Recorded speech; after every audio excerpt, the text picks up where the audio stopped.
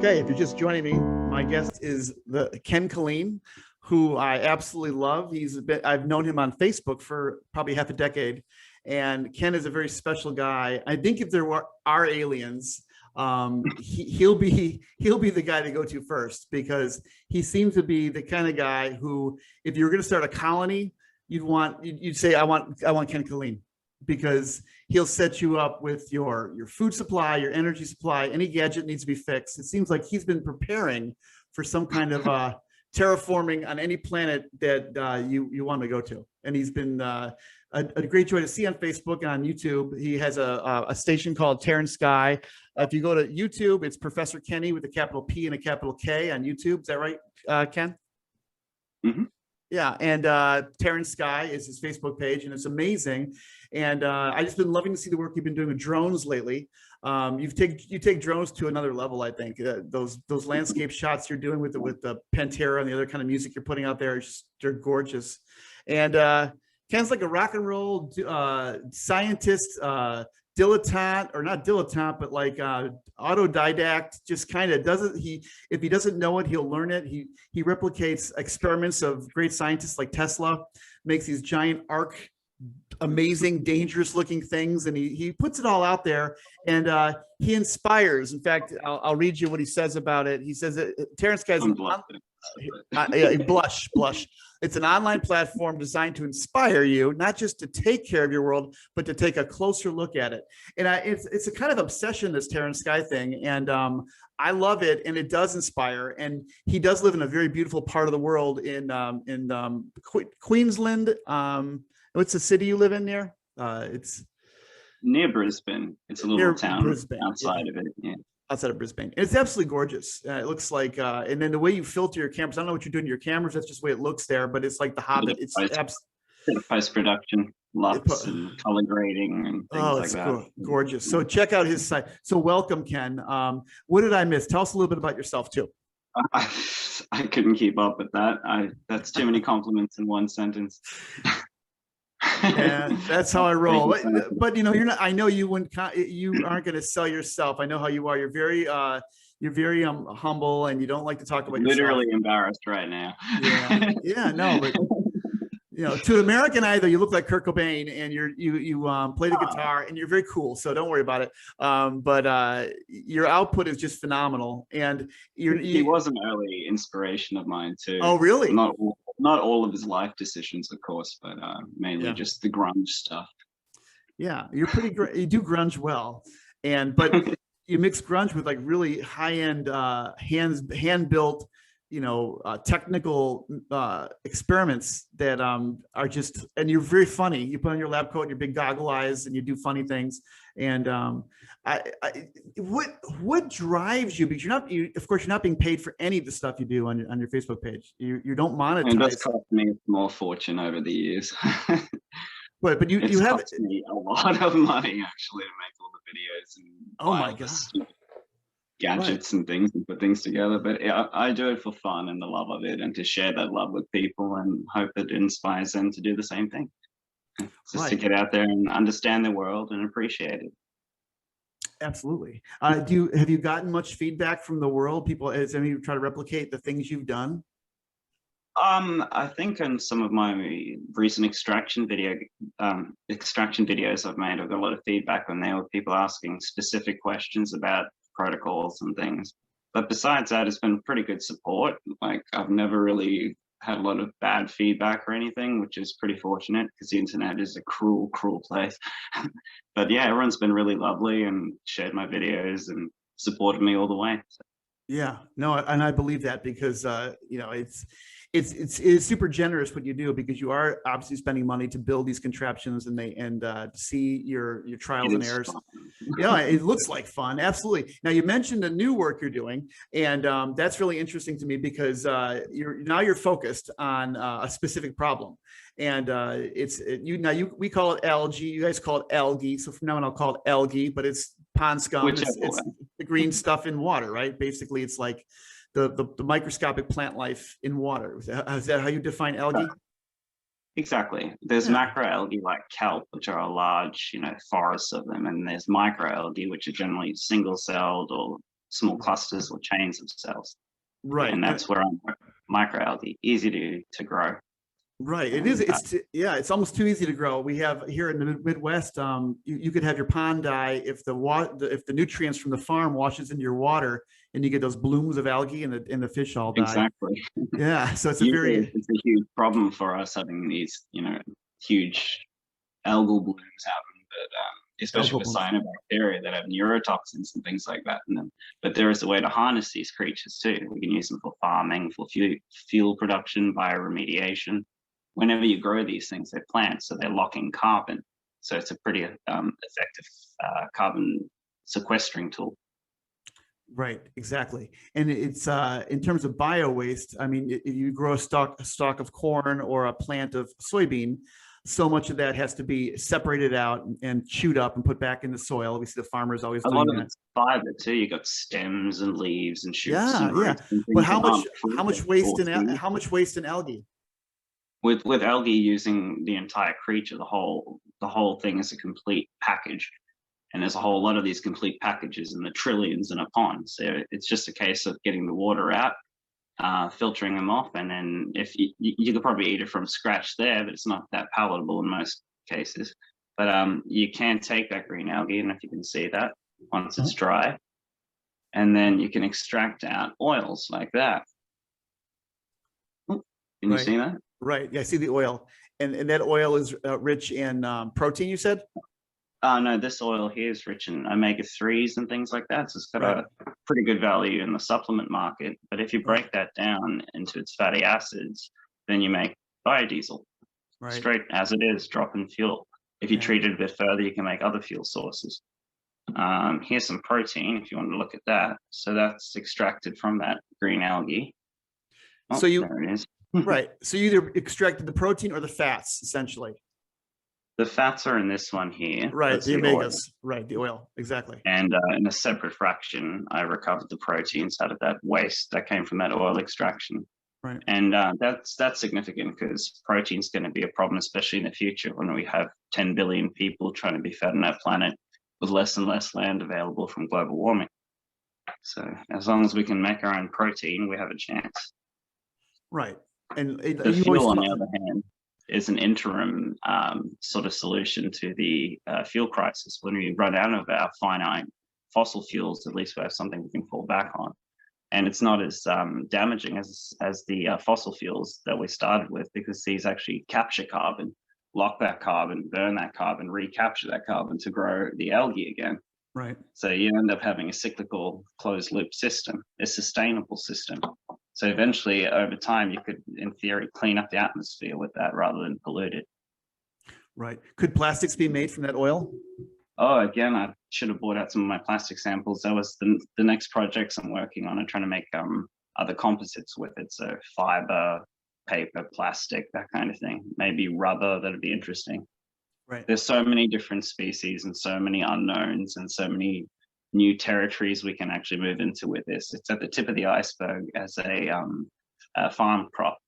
So the agricultural rev that we had's taken, a few hundred years or thousands of years if you really go back that far. So it's been fine-tuned and honed for our crops that we use as staples. These have not. Right. These are abundantly rich, and we've just started to use them. So with a bit of further work, maybe some genetic tweaking or selective breeding and things like that, discovering new species that we can use, the potential is really infinite. And after that, I'd love to take it to space where it could have its use as a life support system or a food source, and our HABs on Mars. Of course, I'm interested in that, and it does seem like there's a small footprint for how much cubic area or surface area you need to have a pretty powerful little unit that produces a lot of either food or fuel. Is that correct? Exactly. Like instead of using a large forest or a large field of crop, you could have a small pond that's just as productive, because there's no wasted tissue, there's no roots or anything. Every part of this cell is a photosynthetic little ball or chain or rod or whatever shape the specific species you have. And we have fresh water, we have salt water, we have diatoms, little silica, tiny phytoplankton filled with oil. There's all sorts of different strategies we can use. non-competitive with conventional crops, and not too fussy with their water either. So if it's not competing with water and land with our normal crops, that's a win-win. So that's really just amazing. And you don't hear much about algae in the news. You hear about, and I think maybe the news, it seems like the news and public policy is shaped, at least in America, by interest. By the fossil fuel industry. Yeah, in the food industry, right? Corn oil. We put corn oil in our food, and that said, those industries have also turned to algae. They're already putting investment in that, even though their public face might be to question the global warming myth. Behind closed doors, they're employing scientists like me to research algae to find out if there's a way. Like one of my colleagues, he worked for Shell and BP in the past doing exactly that. Is it feasible? Can this make fuel for us? Is it a viable substitute? And it is. But currently, we've already tapped massive wells, and these wells are very productive. And until they run dry, it's just cheaper to keep drinking this well that we've tapped than starting from scratch. But that day will come, sadly, when that well runs dry and all the others do too. This gives us a way to make fuel anywhere we want, on any planet, off-world, in space. We can make our own fuel, our own carbon, our own protein, our own oxygen. It's brilliant. It is, and I see it here in the Midwest in the United States. There's corn, and we saw it with Al Gore. We repurposed the corn into, or a lot of it, into ethanol. And these ethanol plants just use a huge amount of water. And even though it seemed like maybe a stopgap measure, a quick fix, it seemed also like a way to keep corn farmers with a paycheck, right? It seemed like there was other reasons why this stuff was employed. But you're talking about a kind of a reboot, going to a completely different crop source that doesn't use the soil, doesn't use huge tracts of land, and doesn't maybe even use farmers, but is it's a different kind of a. It can be highly automated. I know our plant is certainly highly automated, from its pH regulation to its mixing. Yeah. Right. That's fascinating. So, are you telling me that you have hope for the world? Is there a? Is that a stretch? One of the things that actually brings me hope that there's people out there much smarter than me working with stuff like this on similar problems, and I'd just love to be a part of that. Yeah, well, I saw the transition you made from being the kind of a Leonardo da Vinci in Brisbane, kind of doing your own thing on the farm with your experiments, to moving over and starting your PhD candidacy in. That was my multidisciplinary phase to my focused academic phase that I'm trying to be in now.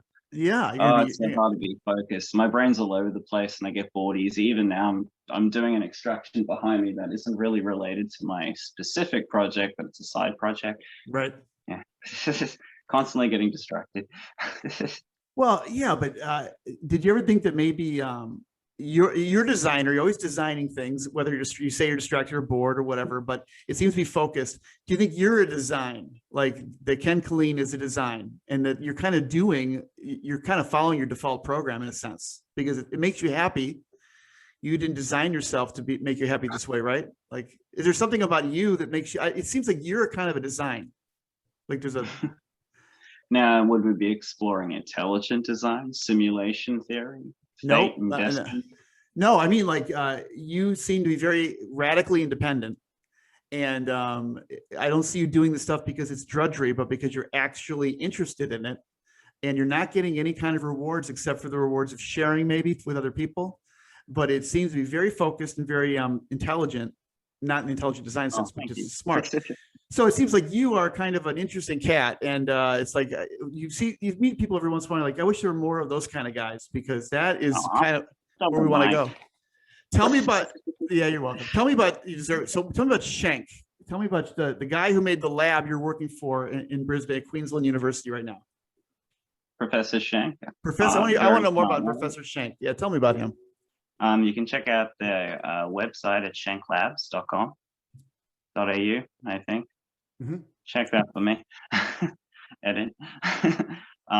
Great man. He's working with algae for well over 30 years now, and it's pretty much his dream too. I've just latched onto. We're very similar ideologies. Yeah. If you kind of break down our major problems that we're facing today, and at least till 2050, 2070 period. It's going to be food, it's going to be energy, it's going to be our fuel, our environment. And algae seems to check all those boxes. We can provide food, and the UN has given us by 2050 to increase food supply by 50 to 70%.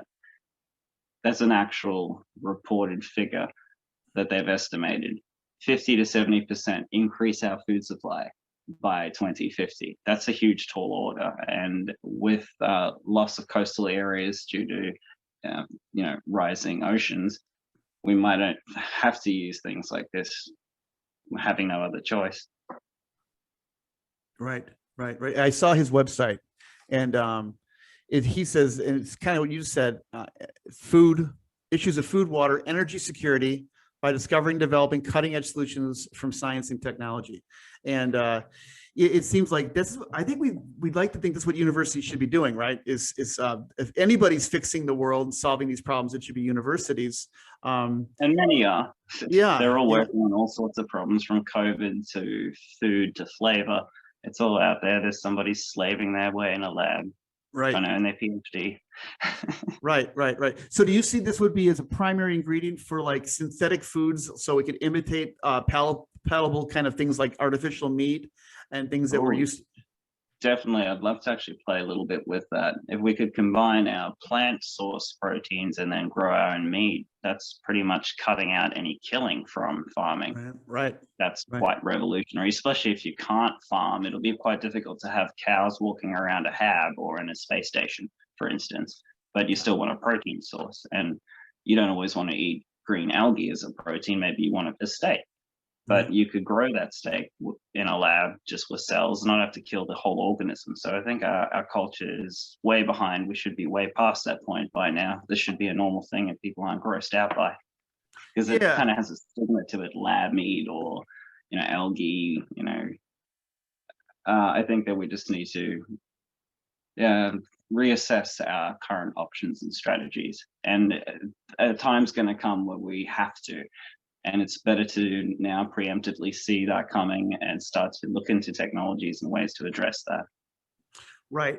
I used to be a school teacher, and I'm always trying to see how far can we reduce these things to the lowest or the youngest age, right?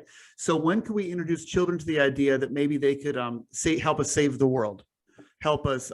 When do you think you would introduce a child like your daughter, to the idea of? She's well brainwashed. She's only 1.5 years, and I'm already on with that.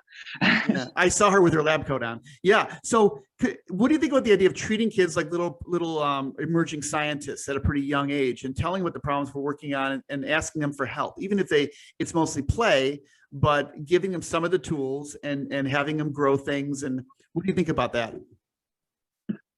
I think that in the 80s and 90s, we had that, where for some reason that was a popular kind of media thing where people cared. They wanted to fix the world and end world hunger. Bands were getting together and having concerts. Right. Michael Jackson was singing songs about healing the world and making it a better place, etc. I think the culture was very much like that. I remember growing up learning about global warming when I was very young, and litter bugs and picking up your waste and air pollution and things like that. We also Fern Gully as kids. I think that it's never too early to start educating somebody about the environment they're going to be living in. And if the environment has its problems and its solutions, they should be thinking about that from as early as possible. Right. And I was thinking less the prophylactic, like, of course, picking up trash and conserving and doing things to stop lessen your carbon footprint, but more like treating the kids like they're little Killeens in a sense, and having them tinker. It seems like I think that the world was more. I talked about it with Chris Shiverina, one of my guests in my shows. He's a professor of physics, and he was a great tinkerer, and he'd have us do hands-on experiments. And I said, I think your type used to be more common. The town tinkerer, right? The guy who's just making, and it seemed, and you're like that. I had a brilliant physics teacher too, who was just like that, with 4 people in our class, including me. That's how popular physics was in a country town sports school.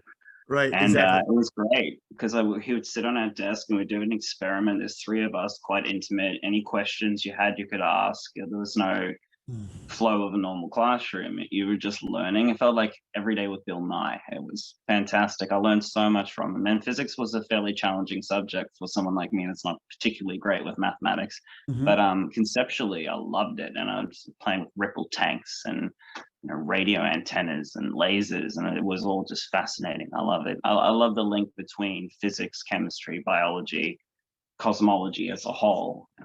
I think Right. it's taught wrong that we even have these words to fracture them up into all these different schools of thought where really they're one thing. And kids often grow up, favoring subjects. They're like, I like biology, but I hate maths, or I like chemistry, but I hate physics. But you can't love one without loving them all. They're all very connected. One explains the other, or parts of it anyway. Why And do in you? the end, you love the cosmos. So. Well, you're singing my song. I'm a big Carl Sagan fan, and I love the idea of the Yes. whole thing.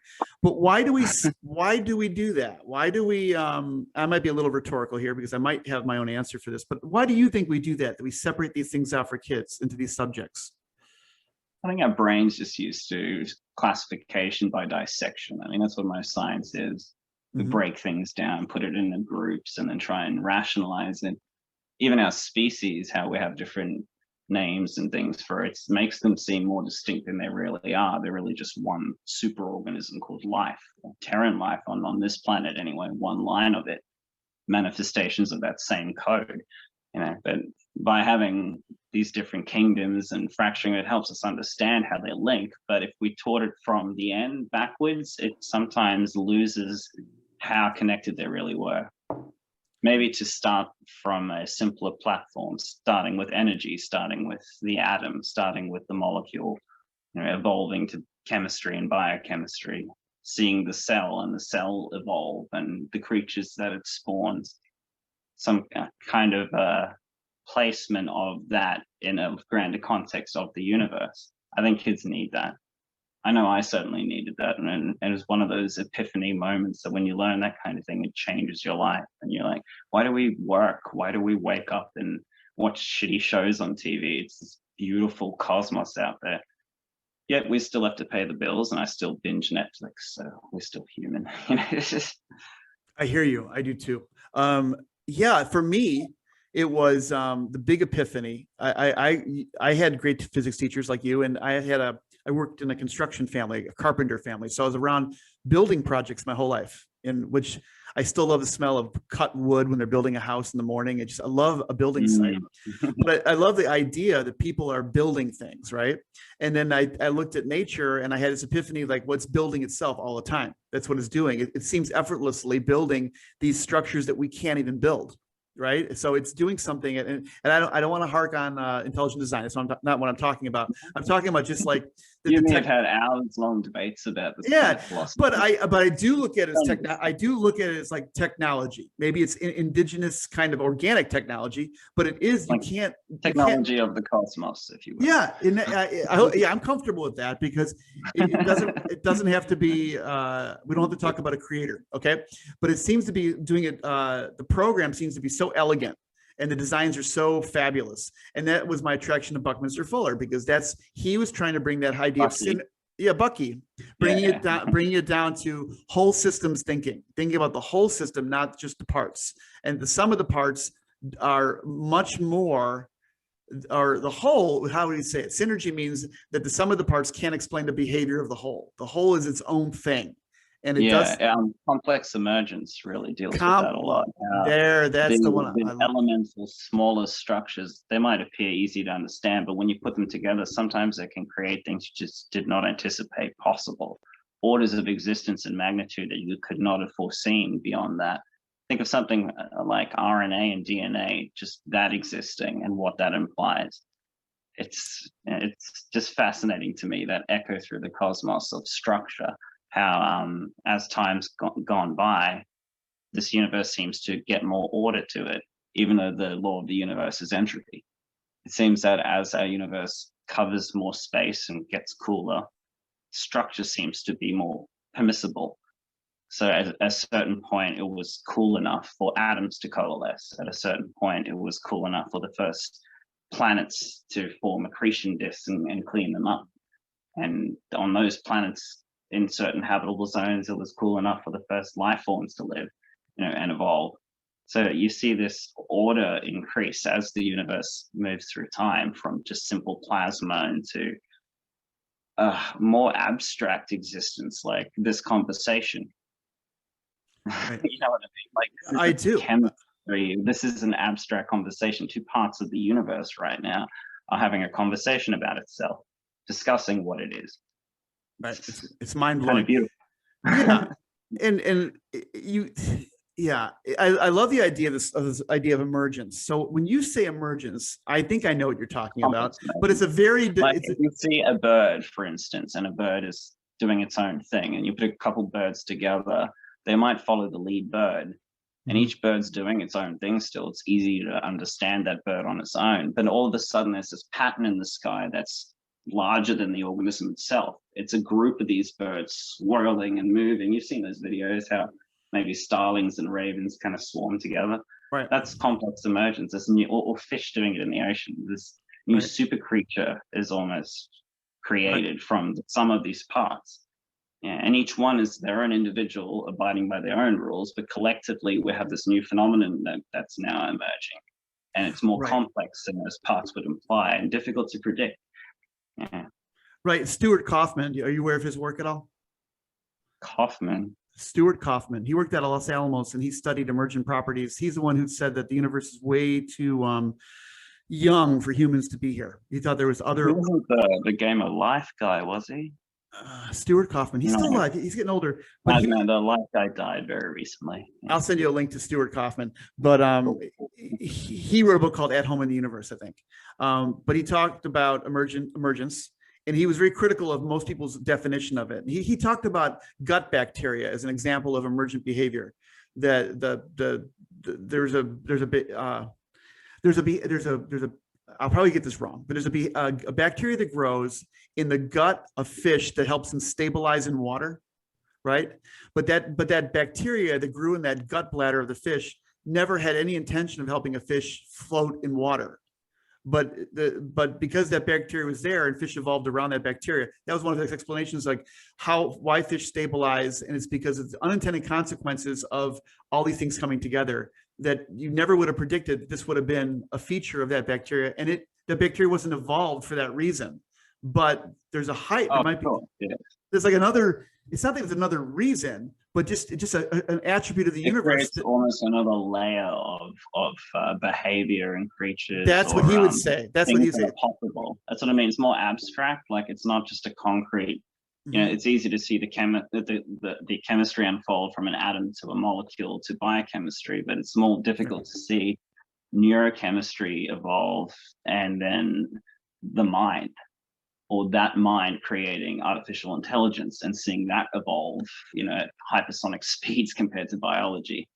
I'm pretty curious to see where that's going to go, a whole other layer beyond even our consciousness that we got to create. We're a part of another superstructure forming, another complex emergence, as the universe was permitted to do so at this point. Yeah, well, I looked at your. I was thinking about this when I was watching your drone photography, and I was thinking about how this is something completely new. That you could have one drone, but you could have dozens of drones flying that are your drones that you're getting a feed for. Okay. So it's like it's like new antenna for humans, right? In a sense, because now we could be really. I look at it. It's always been an out of bodily experience for me, like a vicarious sort of thing. Like, it feels like I can just drift away, and anything I look at, I can just focus, float over, have a look at, see what over here, and just float constantly from one interest point to another with no obstruction. And I'm in my car, or I'm sitting in my driveway staring at my hands, but my mind is 300 meters in the sky looking at a lake, or half a kilometer away looking at a animal that I found in the bush. Yeah, but how far are we away from having you have an optical implant, so you're getting live feeds in your eye? Feed, oh my God, yeah. Yeah, you're getting live feeds. Blade Runner 2, the second one they just made, not just made, the remake. Did you see that? I did. It's fantastic. The one. Yeah, that's what he's got. He's got those 4 drones because his eyes got squished out in the first movie, remember? I saw the one with the country roads, and I saw the one Mercury on Mars, and I saw the last one I thought of just it was a farmland, but it doesn't. That's not what you're talking about. Talking about Blade Runner, right? Blade Runner. No, I'm talking. I was looking on your Facebook feed. Oh, not my drones. I mean, on Blade Runner the movie. Oh, yeah, yeah. I'm sorry. I was like, what? I don't remember this one. On the first one, he gets his eyes squished out. On the second movie, he's got 4 drones that link to an optical implant, kind of like Black Mirror style. Yeah, yeah, And yeah, yeah. they kind of hover around and look at things for him. He's Right. controlling, but that's how he sees. It's an external hovering eye, Yeah. 4 eyes. So kind of what you're talking about. Getting Yeah, distracted. no, that's fantastic. That's Sorry, exactly what I'm saying is we have these external, our nervous system now is becoming kind of transhuman, and we're having these extensions, and it's causing another kind of emergent behavior, because what happens when a population starts to have a critical, what would you call it when there's radiation, like a critical mass, where you have all these people like the internet was, but now they have like all these cyberpunk kind of revolution. we have all these little kids, and they got drones all over, and they're just aware of their environment. What's it doing to the brain? At optical, why not go to something like infrared or thermal? I mean, like sonic, or it doesn't even have to be a radio. You could just get other inputs that would be from a distance. Smell. They can smell things different. That would be fantastic. Yeah, but it seems like it seems like all these technologies are extensions of our bodies. The cars. That's what they always have been, and I hope it never changes. It's one thing I embrace about us is our technology. It defines us as Terrans, and I think we have a signature way of making things. And out there in the stars, I hope other species get to see that one day. That that's our tech floating around, Terran tech. I think such big dreams. I think it's a great way of looking at it.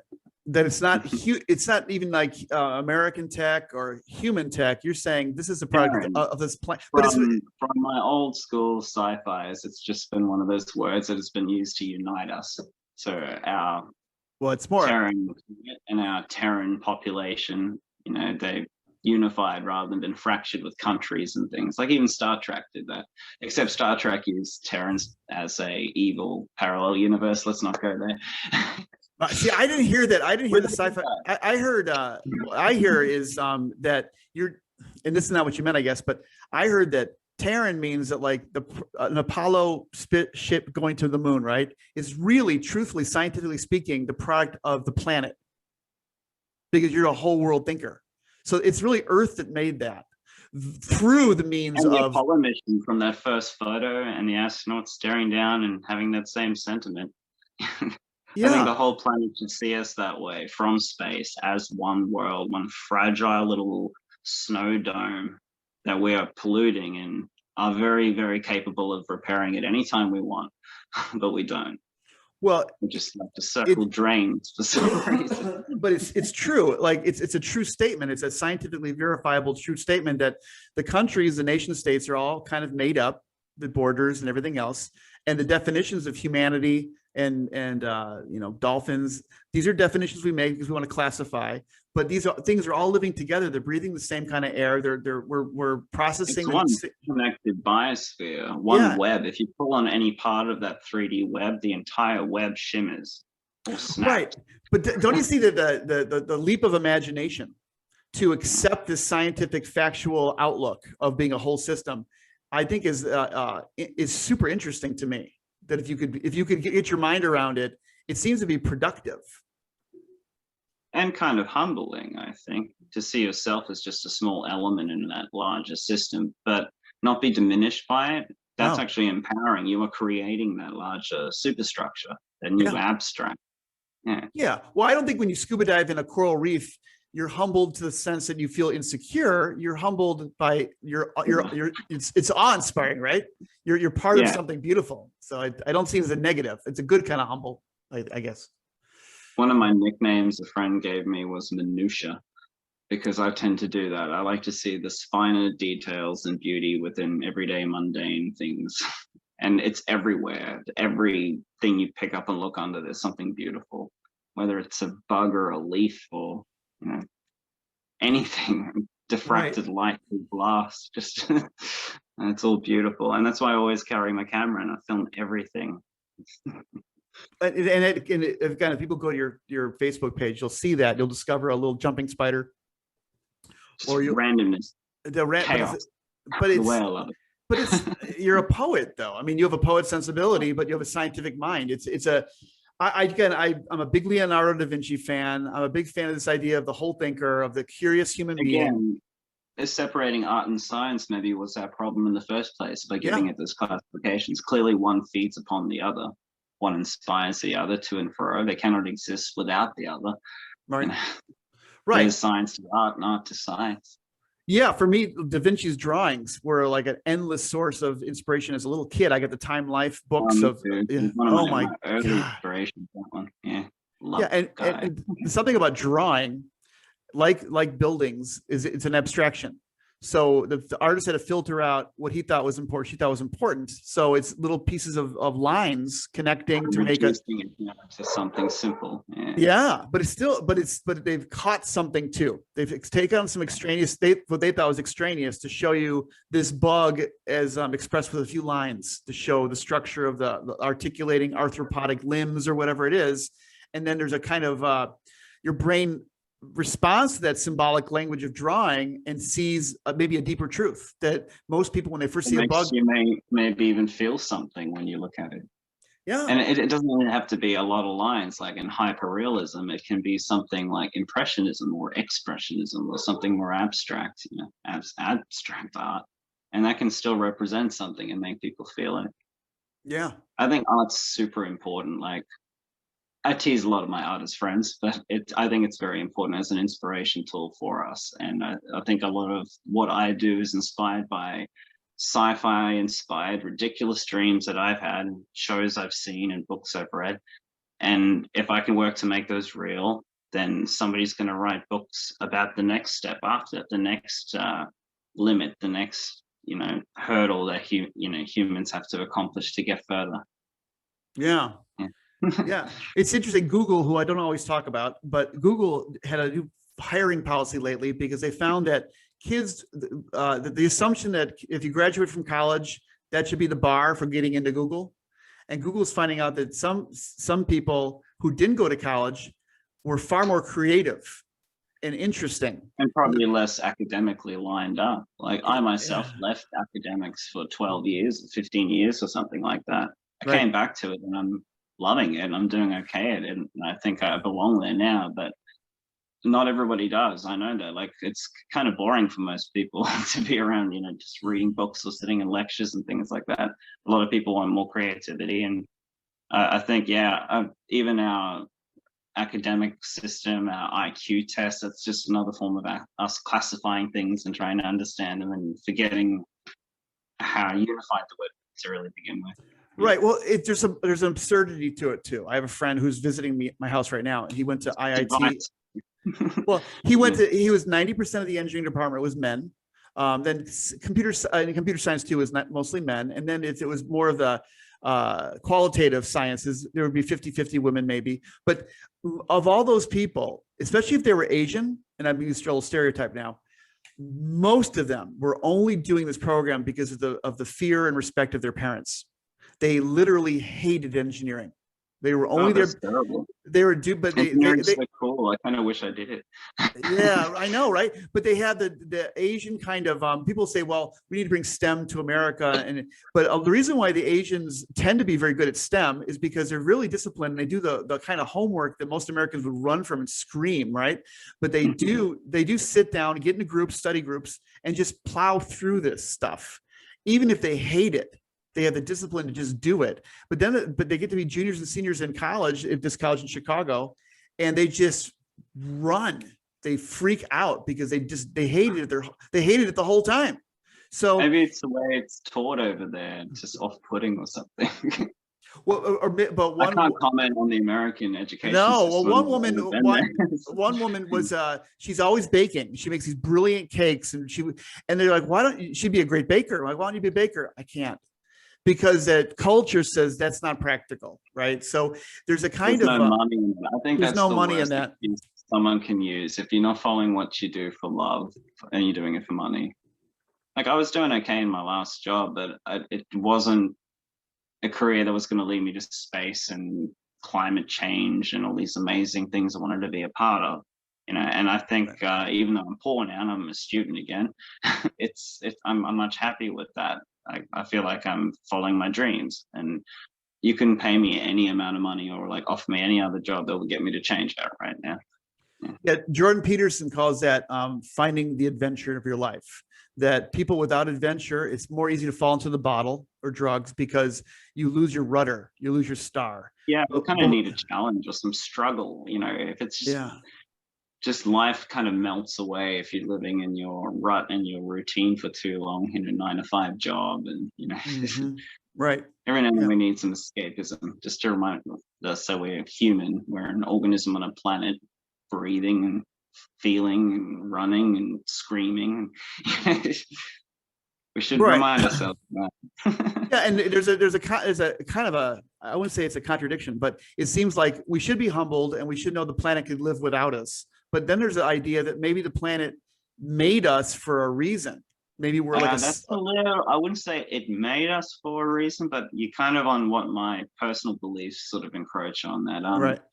As I was talking about the universe evolving structure and getting to a point where it's questioning itself like that. Right. It's created a creature that is destructive, yes, but it's also smart enough to gather data, see into the future, make predictions, and most importantly, to expand.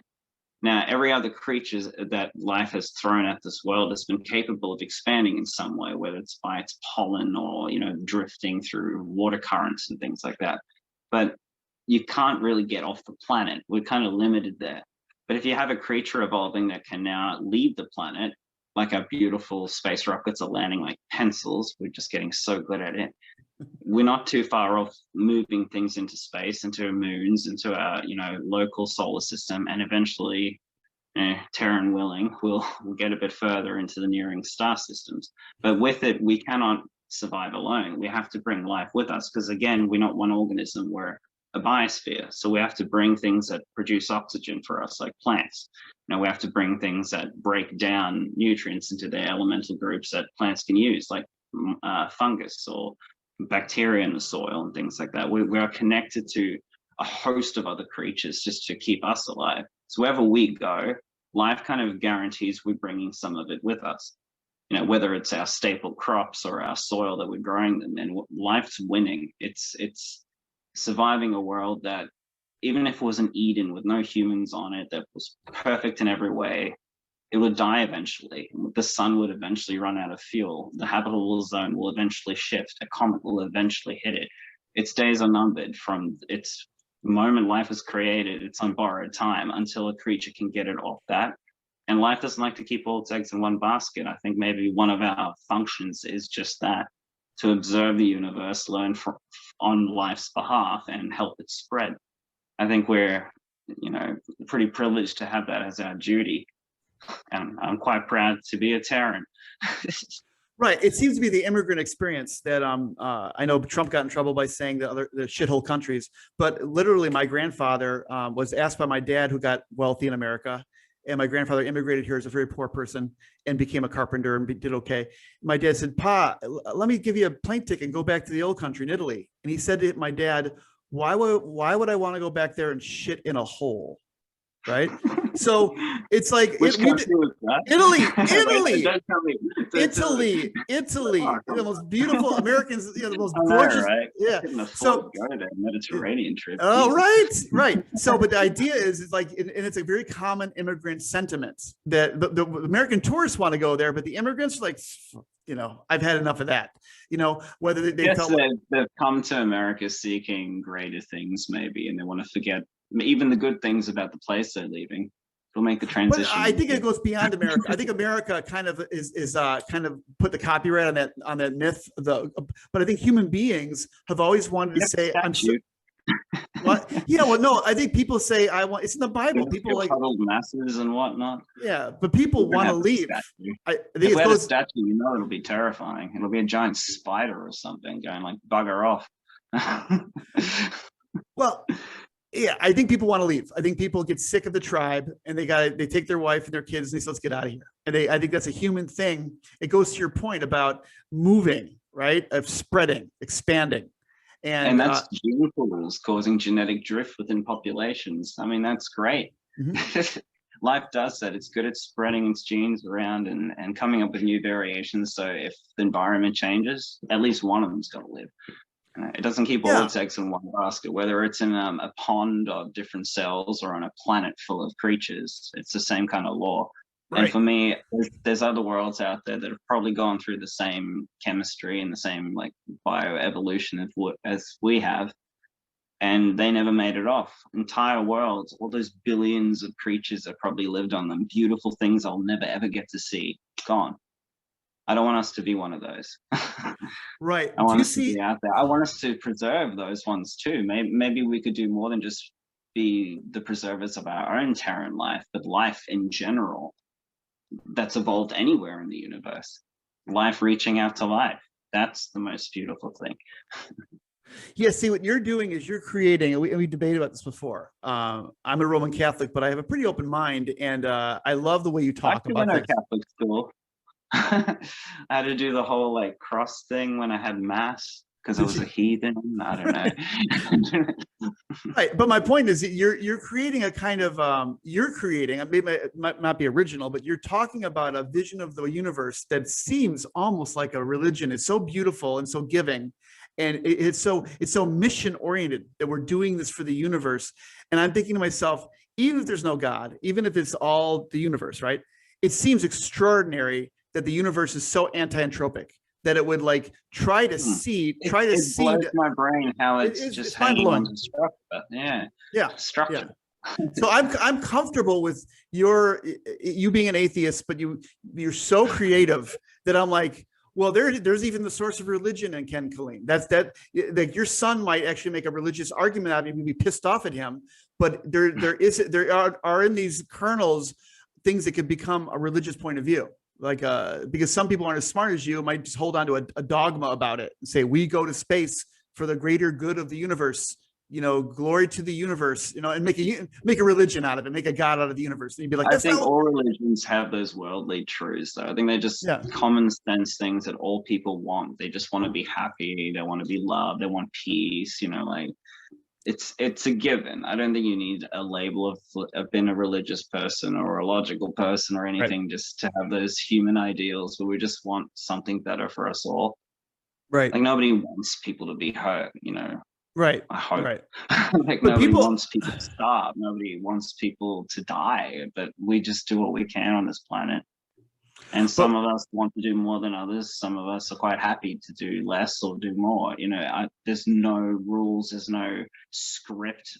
You just kind of, that's what I kind of like. To me, there is no purpose. It's all complex emergence generated from uncertainty at its basal level. So for me to see all this stuff is kind of beautiful. I've lost what I was saying there. What is I saying? Well, yeah, I know. You're saying, you basically have the idea that from your scientific perspective that the universe is good enough, that in the universe we can find purpose. And that's what I'm saying. Purpose. We're free to manufacture ours because I believe it's meaningless. Nothing had no purpose, but we were one creature that saw that, was aware that we didn't have to just abide by instincts or anything. We could do whatever the hell we wanted. And that's pretty empowering. No other creature can do that. We can choose to end our own lives if we want to create life, to build a world or destroy it. It's pretty profound. In our own way, we're like little chemical gods, finite and fragile, but gods nonetheless. We have a pretty profound power, and with that power comes great responsibility. To be cliche. and I studied aeronautical engineering, and what you learn about airplanes is that like a simple little airplane, like a Cessna 72, once it has a wing on top, right? And you built your own airplane, so you know this. They're super stable. In fact, an idiot could fly it, or even you could die in the cockpit and the plane will fly itself for a good period of time. It's so stable, right? Because it hangs under that wing. It's centered. When I build a plane, I usually go with the cambered wing with that top Cessna design Yeah, for because that it's so reason. exactly. It just dangles, the center of gravity sorts itself out. There's a bit of dihedral to it. Right. Yeah. And that to me, that's not humanity. Humanity is more like an F-14 fly by wire. A pilot cannot even fly it. It's so dynamic, but it can go off in any vector at any time very quickly. But the surfaces that have to be manipulated to make that plane do that, the human brain, they haven't figured it out yet. So they have to have a computer interpret for what the pilot wants to do. That's fly by wire. And I think we're kind of a fly by wire, highly dynamic technology where we could, maybe not too dynamic, because we're not going to just wipe each other out, but pretty dynamic. Yeah, but times. Yeah, I know. So we're history. Yeah, so we're highly asymmetric, abstract thinking. We could ponder things that would terrify us. We'd like to watch movies where writers have pondered terrifying scenarios.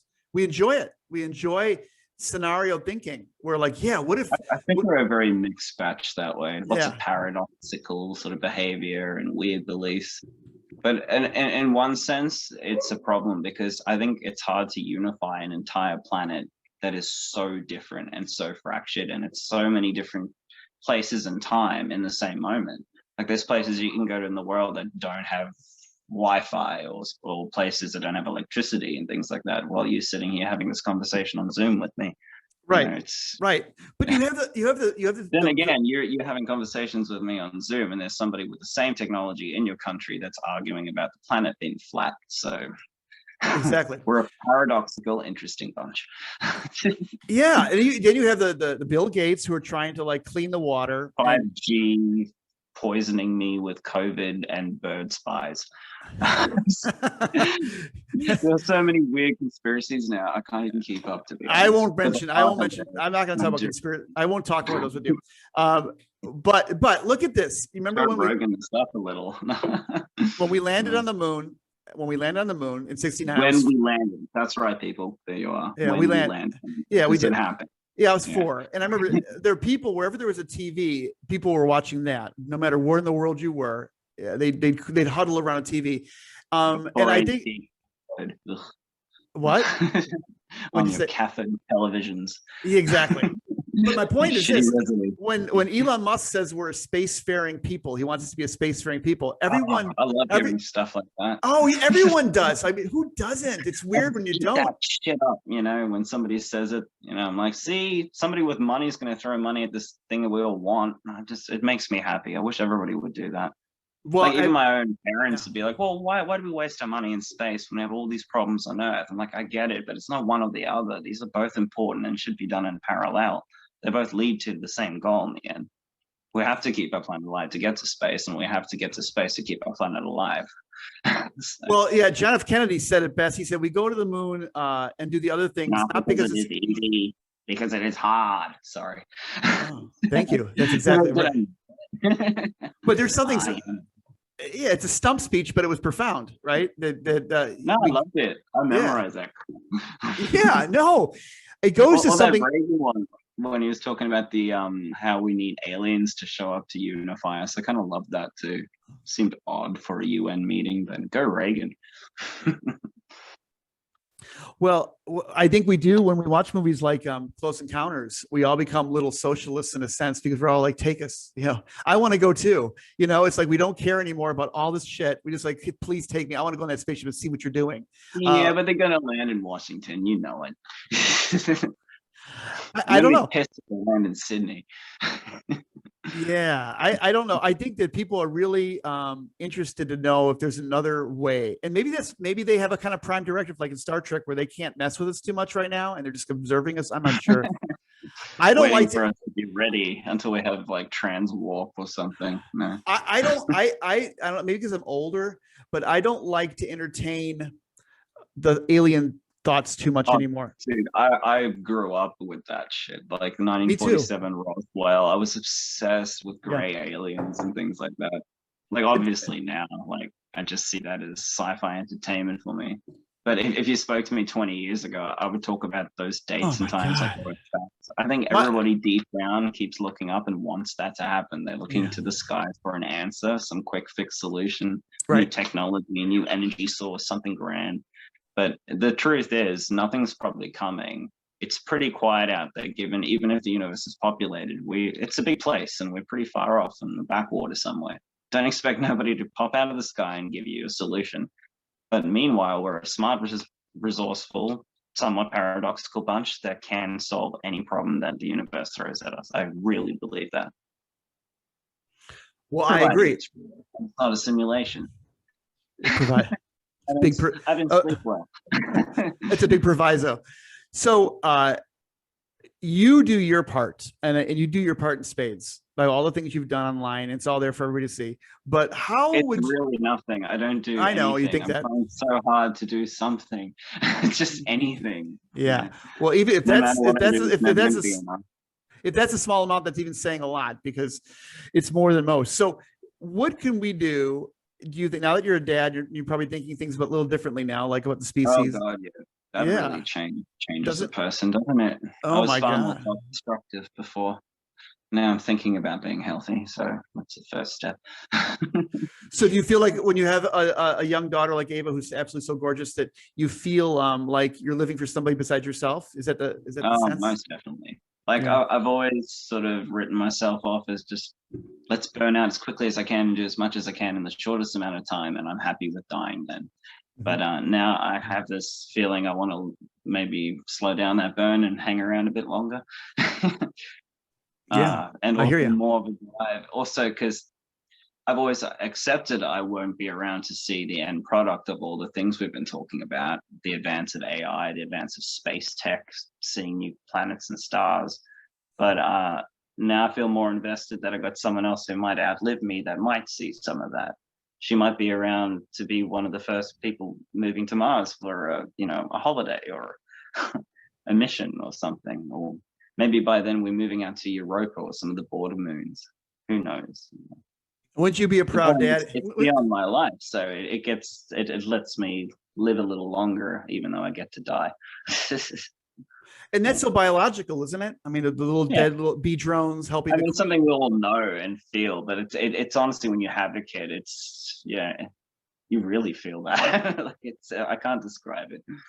Yeah. Well, I think death becomes more depressing when we see ourselves as little individual islands, because it seems more pointless. But if you see yourself as pushing these children off into the universe, right? You're part of a continuum, right? And I think it's more beautiful in a sense. You feel like you're part of something bigger. And I think it makes me more empathetic to other humans. You kind of see them as just a little kid when you've had your own kids, I guess. Even though you've always known that, but when you've had one, you're just physically more empathetic, I guess. Yeah. Like, I've never really liked kids at all. And now I have one, and now I see other kids, I'm like, oh, look at that one. Like, that's weird for me. Yeah. And I've gotten this kind of change it. They kind of soften you up a little, I think. Like, I'm kind of scared to die now. And I wasn't before. Like, now I'm like, oh God, I've got to hang around as long as possible, teach her everything I know. And then, she can take over and hopefully be the captain of the first colony ship or something awesome that I don't get to do. Right.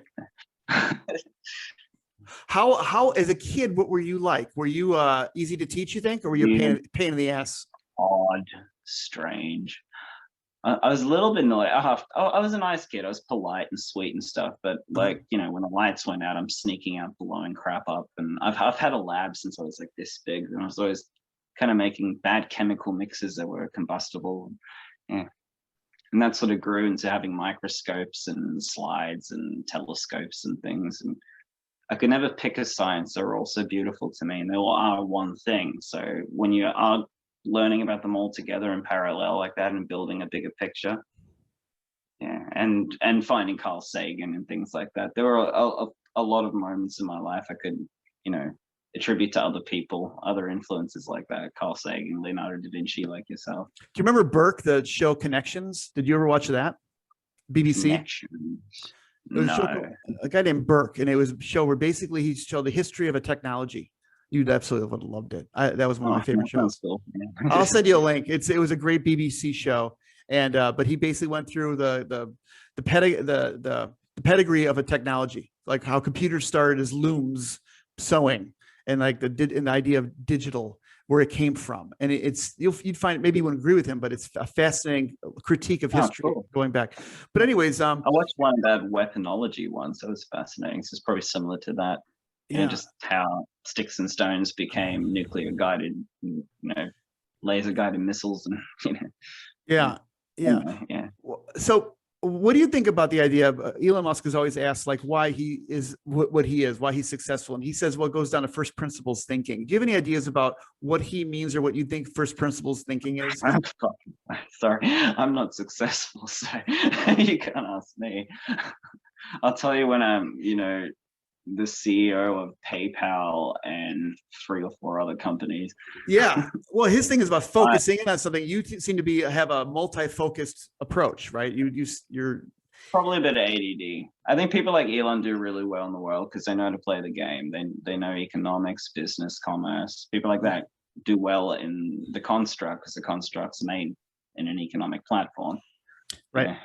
Yeah. I'm terrible at bills and money and equity. Oh, I'm so bored just saying those words. But if you talk about any science, I'm on that. And so I have no money and I spend all my money on science, and I never expected to be rich. I don't really give a damn how much money I make as long as I can keep a roof over my head and keep power running. And I think I relate to that. I think you're a type. I think I'm kind of like a type like that too. Where if I didn't have my wife, we wouldn't have a business. But I invented something, but my wife is the CEO, and thank God, because I'm ridiculous, But she's the business brains, is she? Yeah. And other people too help us. Thank God it's not up to me, because I would be in R&D all the time, just thinking of new ways to be ridiculous. That's the fun stuff. And that's what you talk for hours about it. Yeah, and you and I have had long talks about things, but I wanted to just spend some time with you and kind of dissect like what I saw you as an object. Like, what is a Ken Killeen? Like, what the hell is going on with this guy? Because you seem like a kind of and I'm not trying like 80% water. Yeah, that makes it even more interesting. But why this happened? Because I think a lot of people are potential Ken Killeens. I think there's a lot of types like us, you out there, but they become shut down, maybe by themselves. Like, they shut themselves down. The curiosity, the kind of, but I think there's something very natural and default settings about you, that you're stingy enough, selfish enough, in the good way, to hold on to these inclinations to explore. And now maybe because you've had a child, you've shifted that a little bit. Now you're seeing you think life beyond you, but it's still interesting, right? But I see you as a positive, you're a worthwhile subject. I think that's why I want to interview you. Stop complimenting me, Mike. I told you about this. You're not allowed to compliment me because I go red and I can't stare at the camera. Well, I often ask people, like, pretend like this is your last will and testament, like your last moments on Earth, to focus yourself. What can we do with our children on the Terran sky, under the Terran sky? What can we do with humanity to foster in children a lifelong pursuit of their best callings, their best mission? What can we do to be the parents of the best kids we can make? What can we do? See, that's a different question into STEM or science, because that could be ballet, that could be theater or something. It doesn't have to be specifically science. So right. I guess whatever they're interested in, nurture. And that's why I feel sorry for my parents, and I'm so thankful for them, because they nurtured everything I was interested in, and I was interested in a lot of things. Always different phases, my brother and myself. Mm-hmm. 1 week you're into one thing, the next week the other, and then the parents have to foot the bill and buying any equipment or books or whatever floated your boat that week. But just to be supportive and give them the resources they need. And like you and I grew up in a world with no internet. The rules have changed now. Like if you want to do anything, change just serpentine belt in your car, or fix your kettle, you can just type that into YouTube and watch maybe a 14-year-old kid show you how to do it better than an electrician, and you can replicate and do it right there and then. So I know I've benefited a lot, probably in the last maybe 20 years, just from the internet being there. Before that, it was going to libraries and reading things and photocopying things, and it's a very slow way to learn. And I think now you don't have to sort of retain archives of memory in your head. It's all accessible and on your palm. It's a different paradigm. I don't really know how to prepare my daughter for that. It's probably an advantage, probably less than a disadvantage, I could imagine, having that accessible. But also, is our memory then suffering? Do we not remember these facts? Because you can look them up, you know? Right, but maybe you could access parts of your mind that were cluttered before by having to do so much Yeah, you're free retrieval. space. So what does Yeah. that mean? Do we run more efficiently in, I don't know, data processing or recall? I don't know. It's hard to Right. say. That's what I mean. That, it's such a different world that we've created in the last, 30, 40 years. Right. Amazingly, how fast that's changed. I mean, we grew up with 8-tracks and Walkmans and things that turned into phones that talk to satellites. It's crazy.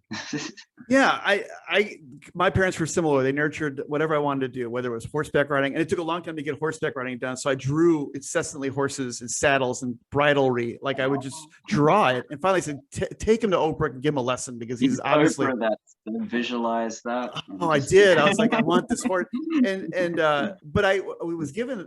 My parents gave us a backyard with a pond, like a cement pond. It was an old swimming pool, but they let it just like go to green.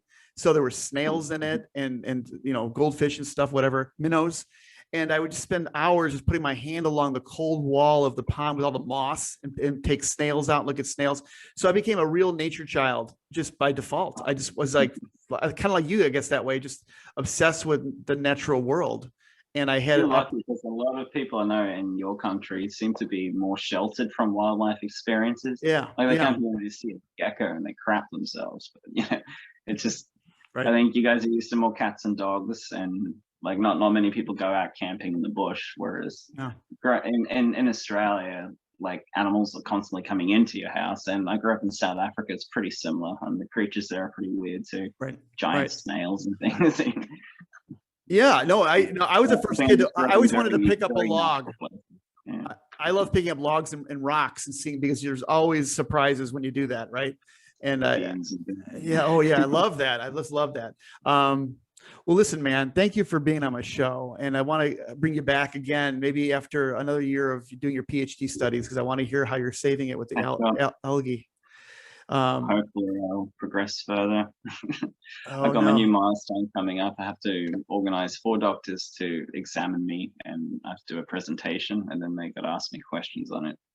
So that's my next step. Is Very, that very like stressful. like an oral defense? Is that what they call that? Basically, I have to do that and then show my thesis thus far. So I've been writing like 22,000 words or something. I've rambled out, handed that, and now I've just got to do the presentation part. Right. I'm not a very confident speaker, as you could realize. Yeah, and you're gonna become Dr. Killeen, which is pretty awesome. Making me speak. Well, thank you again for being on the show, and we're gonna. Mike. Oh man, I'm gonna take you up. Compliments. It's great. It's like a self-esteem boost. You should just talk to me once a week like that. Hey, Ken, you're great, fantastic, and we all love you. Thanks, Mike. You're on to me. That's what I do. But yeah, so let's talk again sometime in the near future, okay? Most definitely.